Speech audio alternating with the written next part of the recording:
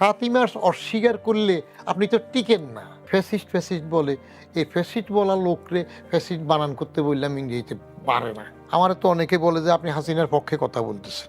আমি তুমি যদি পক্ষে মনে করো। রাজনৈতিক সংস্কৃতিটা এখানে এমন যে আমি মোটামুটিভাবে ৬২ সালে শরীফ শিক্ষা কমিশনের বিরুদ্ধে যখন আন্দোলন শুরু হইলো তখন থেকে এগুলাতে একটু ইন্টারেস্টিংলি জড়াই। তো রাজনীতিতে যোগ দিতে পারি না, বাপের নিষেধ, সেই জন্য আসি না, পরিষ্কার। কিন্তু রাজনীতির উপর লিখি, অনুধাবন করি।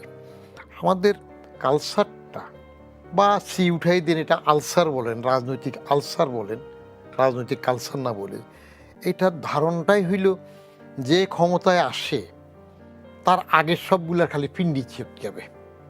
কেউ বলবে হয়তো এরশাদের সময় স্বৈরাচার বলবে, হাসিনার এখন ফ্যাসিস্ট বলবে। যারা ফ্যাসিস্ট বলে, আমার তো অনেকে বলে যে আপনি হাসিনার পক্ষে কথা বলতেছেন।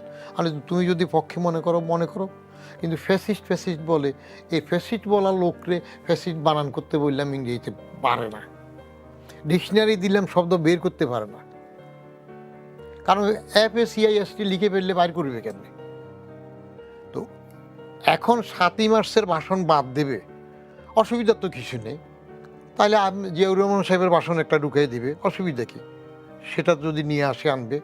আমি নিজের কানে যেটা শুনলাম যে president Zia on behalf of Sheikh Mujibur Rahman যে বলছে, সেটা তো এখন বাদ যাবে, আগেতে এটা বলে নাই, অতএব উনি ঘোষণা করছেন। আমি যখন সংসদে ছিলাম, 14th সংশোধনী যখন হয়, আমি এডিশনাল সেক্রেটারি হিসাবে ছিলাম, জমিরুদ্দিন সাহেব উপরে বসতেন স্পিকার, আমরা তার নিচে দিয়ে কারণিক হিসাবে কাগজ দিতাম, কথা বলতাম। তো 14th সংশোধনী আসার পরে যখন দেখলাম সেখানে ছবি প্রদর্শনী, রাষ্ট্রপতি প্রধানমন্ত্রীর ছবি কোথায় কোথায় দেখাবে সেটা কনস্টিটিউশন ইনক্লুড করছে। আমি স্পিকার সাহেব বললাম, স্যার এটা করার দরকার নাই। 1980-81 সালে জিয়াউর রহমান সাহেব মারা যাওয়ার পরে 81-30 মের পরে একটা নীতিমালা ক্যাবিনেট থেকে জয়েন্ট সেক্রেটারি মুজিব সাহেবের স্বাক্ষরে আছে, কোথায় কী ছবি দেখাবে সেরকম একটা নীতিমালা করলে হয়। কনস্টিটিউশনের মধ্যে ছবি প্রদর্শনী, কোথায় কার ছবি দেখা হবে, সেটুক যদি আনতে পারে, তাহলে এখন এইসব কথা বললে অসুবিধা তো যায়। আমি এটা ভালোভাবে দেখি না। আমার কথা হইলো, কেউ যদি মির্জাফর হয়, সেই মির্জাফরের নামে যদি একটা রাস্তা থাকে, মির্জাফর রোড থাকুক, এটা ইতিহাস। অতএব আর 7ই মার্চ অস্বীকার করলে আপনি তো টিকেন না। আপনি 7ই মার্চ বঙ্গবন্ধু এদেরকে অস্বীকার করবেন, নূতন রিপাবলিক বলবেন, ওগারা বলবেন, তো তাহলে তো আপনি ওই যে ফাউন্ডিং ফাদার্স বলতেছে না, এখন মা একটা, বাপ একটা, এখন বাপ অনেকটা মানা দিবেন এক মার জন্য। এইগুলো হইল একটা পাগলামি। পরের দিকে নিজেদের, আপনি কোনোদিন শুনছেন প্রেসিডেন্ট জিয়া বঙ্গবন্ধু নিয়ে কোনো সমালোচনা করছে? এমন কোনো কিছু এখনো কিন্তু আমি তো ডাইরেক্ট কাজ করছি প্রেসিডেন্ট জিয়ার সাথে ক্যাবিনেটে থাকতে, বলে নাই।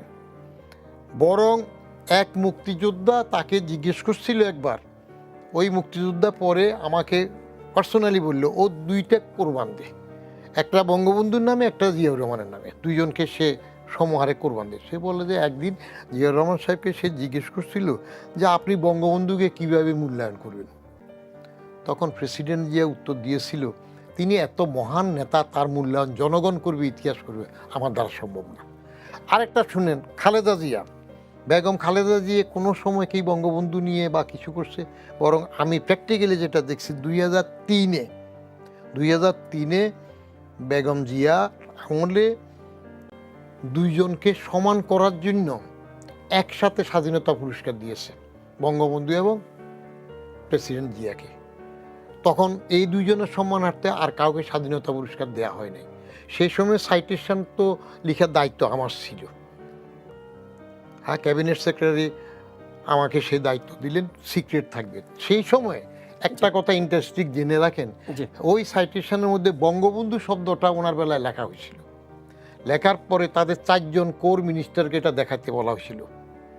একজন মান্নান মিয়া মরে গেছে, একজন শুধু জীবিত আছে, ডক্টর মোশাররফ, তারপরে ব্যারিস্টার নাজরুল হুদা মারা গেছে, তরিকুল ইসলাম মারা গেছে। বঙ্গবন্ধু শব্দটা দেখার পরে তখন মান্নান মিয়া লাল কাঠি দিয়ে কেটে দিছে, বলে যে বঙ্গবন্ধু কিসের, আমরা এটা স্বীকার করি না। উনি যখন কেটে দিলেন তখন বাকি 3 জনও একসরে দুয়ারি গাইল। আমি তখন ক্যাবিনেট সেক্রেটারি হিসেবে বললাম যে এটা তো বিএনপির জন্য ভালো থাকা দরকার, ইতিহাস তো। তখন উনি বললেন যে যেহেতু ওনারা কেটে দিছে, এটা প্রধানমন্ত্রীর সাথে 12ই মার্চ 2003 আমরা বৈঠক করলাম, আমি ক্যাবিনেট সেক্রেটারি একসাথে গেলাম, এই 4 জন ছিল। তখন ডক্টর শাহাদাত ক্যাবিনেট সেক্রেটারি চুক্তি পাওয়ার জন্য আমরা যেটা করে, ক্যাবিনেট সেক্রেটারি এটা উঠাবে না, আমাকে বলে যে আপনি বললেন ম্যাডামের সামনে। তা আমি উঠালাম সাহস করে যে ম্যাডাম এই শব্দটা বোধহয় থাকা দরকার। সেই ম্যাডামের রুমে আমাকে 12ই মার্চ 2003 মান্নান ভূঁইয়া সহ এরা আমার ধমকাইতেছে, হ্যাঁ কেটে দিছে, আবার কথা বলেন। তো ম্যাডাম বলে যাচ্ছে উনি কী বলতে চাই শুনে। আমি বলি যে ম্যাডাম এই শব্দটা ওনারা স্যাররা কেটে দিয়েছেন, কিন্তু রাখাটা আপনাদের ঔদার্য হবে, এটা একটা ইতিহাসের অংশ। ম্যাডাম তো এমনি করে থাকতেন, থেকে একটু ভেবে বললো যে ঠিক আছে আপনারা স্বীকার না করেন, আমরা স্বীকার না করি, এটা থাকবে, অতএব ওই সাইডে লাগবে। তাহলে সেই জায়গায় এখন এরা যে চামচিকারে কে বানাইলো মাতব্বর হয়ে যাইয়া ওটা রাতারাতি সব চেঞ্জ করে দিয়ে ভালো হয় না। আবার ন্যাচারাল জাস্টিস জিয়াউর রহমানের ক্যাসার্থ হয়েছে, কেমন যে দুর্নীতির বিরুদ্ধে জেহাদ ঘোষণা করে এরশাদ আসছে, নিজে দুর্নীতিতে ইস্যু হয়েছে। তো এইগুলো ইতিহাসে সবার অবদান স্বীকার করতে হবে। আপনি তো হাসিনারে ফ্যাসিট করিয়া এখন পদ্মা সেতু ভাঙিয়ে ফেলতে পারবেন না, মেট্রো রেল ভেঙে ফেলতে পারবেন না, রূপপুর যাইয়া আগুন লাগাই দিতে পারবেন না, কর্ণফুলিটা আগুন স্বীকার করতে হবে। যার যেটুকু ভালো স্বীকার। হাসিনা ইউনুসবাজি করেছে, তাকে অসম্মান করেছে, ইউনুস তার প্রতিশোধ নিতে আসছে, নিচে এসে ব্যালেন্স করতে পারে নাই। জঘন্যতম অন্যায় করলো সেটা হইল আওয়ামী লীগ নিষিদ্ধ করা। কোন সময় খালেদা জিয়া থেকে এক ফোঁটা রহমত পাবে সেই জন্য জিব্বা দশাত বের করে রাখতো। নোবেল পেতে হইলে একটা ইহুদি কানেকশন থাকে, ডাইরেক্ট অর ইনডাইরেক্ট। লবিং লাগে। সংসদে বিরোধী দল ফেলেন কোথায়? দল তো একটা, বাজাদ এবং বাজাই, বাংলাদেশ জাতীয়তার দল এবং বাংলাদেশ জামাতে ইসলামী, এরা দুই দল কোথায় দেখলাম? দল তো একটা। এখন আমরা অনেক সময় বলি, আমার একটা লেখাও ছিল যে ঋণ খেলাফি, বিল খেলাফি, রাজনীতিতে দল খেলাফি, কেমন? তো খেলাফি হইতে হইতে ওরা তো এক দল ছিল। এই বাজাই যারা বাংলাদেশ জামাতে ইসলামী, তারা তো এক ফোঁটা রহমতের জন্য কোন সময় খালেদা জিয়া থেকে এক ফোঁটা রহমত পাবে সেই জন্য জিব্বা দশাত বের করে রাখত। এক দল না। এখন যেটি বাই ফোর্স, যেটা বাজাজ সরকার এবার করলো, জঘন্যতম অন্যায় করলো, সেটা হইল আওয়ামী লীগ নিষিদ্ধ করা আইনের মাধ্যমে। ইউনুস কিন্তু বলছিল যে আমরা রাজনৈতিক দল নিষেধ করব না, এটা রাজনৈতিক ব্যাপার। প্রথম যেই ওনার ওই আন্ডা বাচ্চারা যাইয়া যমুনার সেখানে একটা বেসকি দিল, তখন বললো যে ঠিক আছে কার্যক্রম নিষিদ্ধ করলাম। পাবলিককে একটা লেমন সস ধরাই দিল, ডান্ডাওয়ালা কাঠিওয়ালা, যে দল নিষিদ্ধ করি না, ভাবটা এরকম, কার্যক্রম নিষিদ্ধ করলাম। তারপরে এই সরকার এসে যখন এই তাদেরকে নিষিদ্ধ করলো, এটার খেসারত তাদের উপর